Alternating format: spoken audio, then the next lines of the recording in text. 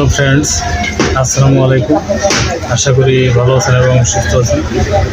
তো আমাদের main thing হচ্ছে ফার্মেসি ব্যবসা।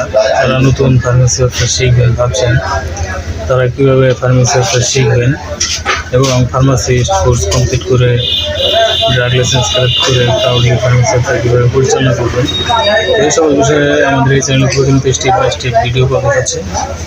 তো ফ্রেন্ডস, আপনি যদি সিরিয়াসলি ভাবছেন যে ফার্মেসি ব্যবসা শিখবেন, তাহলে অবশ্যই আমাদের এই চ্যানেলের সঙ্গে সম্পৃক্ত থাকবেন, সাবস্ক্রাইব।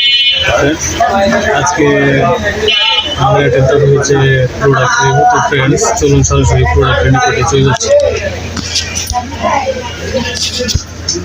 ফ্রেন্ডস, আজকে যে প্রোডাক্টটি এক্সপ্লেন করবো সেটা হচ্ছে এটার নাম রোটালাক। এটির উপাদান কেটোলাক, ট্রোমেথামিন, ইউএসপি 10 mg আছে এর প্রতি ট্যাবলেটে।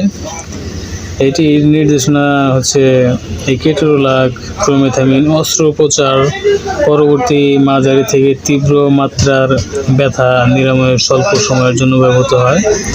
এটি আরও যেসব ব্যথায় কার্যকরী সেটা হচ্ছে মাথা ব্যথা, হাঁটু ব্যথা, ঘাড়ে ব্যথা, পায়ের গোড়ালি ব্যথা, কোমর ব্যথা, মাজা ব্যথা, এইসব ব্যথার জন্য স্বল্প সময়ের জন্য এটি ব্যবহার করতে পারেন। তো রেজিস্টার্ড চিকিৎসকের পরামর্শ মোতাবেক সকল ঔষধ সেবনযোগ্য। তো নিজের থেকে ডিসিশন নিয়ে কোনো প্রকার ওষুধ সেবন করবেন না। প্রয়োজনে আমাদের চ্যানেল ডিসক্রিপশন বক্সে থাকা নাম্বারে কল করবেন। ফ্রেন্ডস, এটির ফার্মাকোলজির ব্যাপারে বলছি। এই কেটোলাক ট্রোমেথামিন একটি নন স্টেরয়েডাল অ্যান্টি ইনফ্লামেটরি শ্রেণীর শক্তিশালী ব্যথানাশক।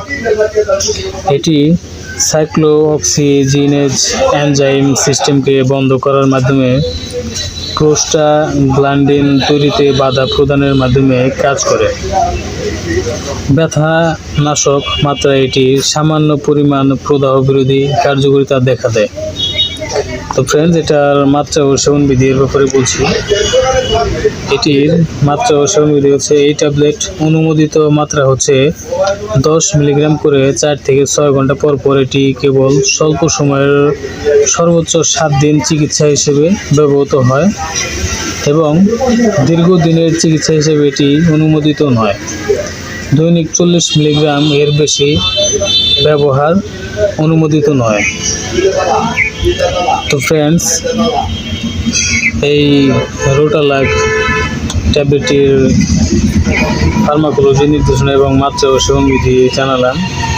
এটির পার্শ্ব প্রতিক্রিয়ার ব্যাপারে এখন আমি বলে দিচ্ছি। সাধারণ পার্শ্ব প্রতিক্রিয়াগুলো হচ্ছে বমি ভাব,